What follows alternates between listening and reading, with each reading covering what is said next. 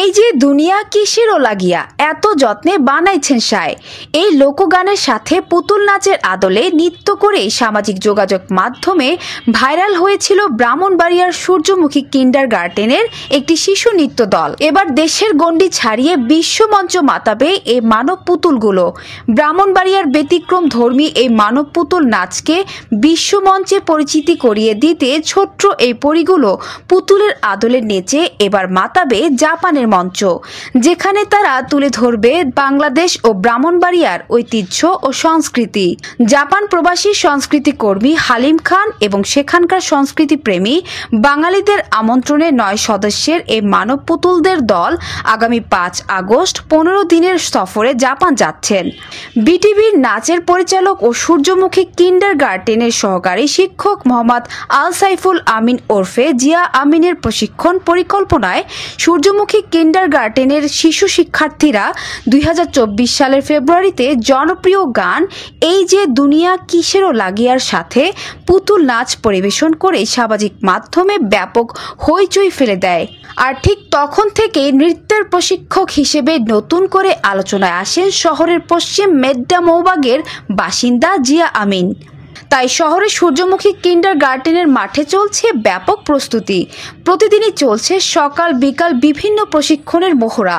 আসলে দেশের বাড়িতে অনেকবার গিয়েছি, কিন্তু নাচ নিয়ে তো যাই নাই। তো এবার তো আমরা জাপান যাচ্ছি ভাইরাল মানব পুতুল নাচ নিয়ে। এটার ফিলিংসই অন্যরকম যে আমার পুতুলরা দেশের পরে এখন দেশের বাইরে নাচ করবে, সেটা অন্যরকম একটা অনুভূতি, আসলে বলে বোঝানো যাবে না।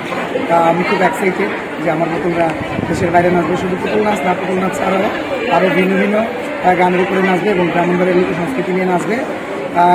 ইতিমধ্যে সমস্ত প্রসেসিং শেষ হয়ে গেছে। আমরা টিকিট এবং ভিসা সব কিছু ওকে। আমরা ৫ তারিখ রাত ২টা ১০ আমরা ফ্লাই করছি বাংলাদেশ থেকে জাপানের উদ্দেশ্যে।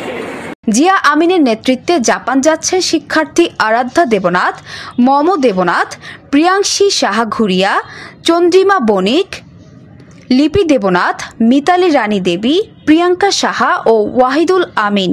আগামী ৫ আগস্ট রাত ২টা ১০ তাদের জাপানের উদ্দেশ্যে রওনা দেওয়ার কথা রয়েছে।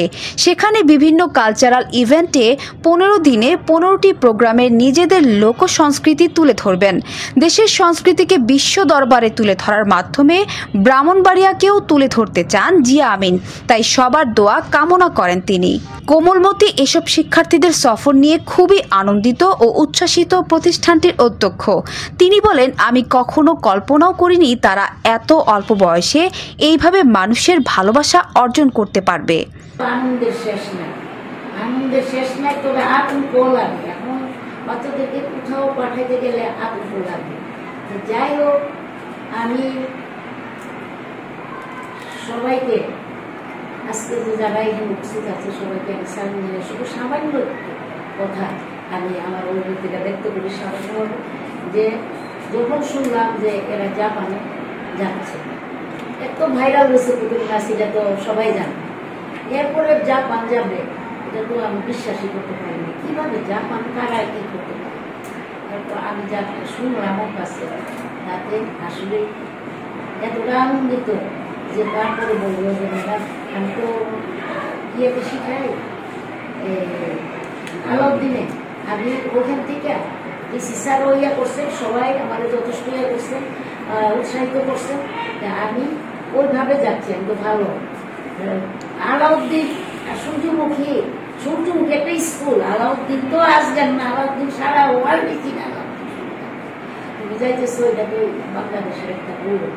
তো যাই হোক, সূর্যমুখীও যে এইভাবে একটা গৌরব, মানে গর্ব করে যাইতেছে, এটা তো কম কথা না। আমি তোমাদের জন্য যথেষ্ট দোয়া করি। আগামী ১৯ আগস্ট দেশে ফিরে আসার কথা রয়েছে ছোট্ট পরিগুলোর। নিউজ ডেস্ক, জনতা টিভি।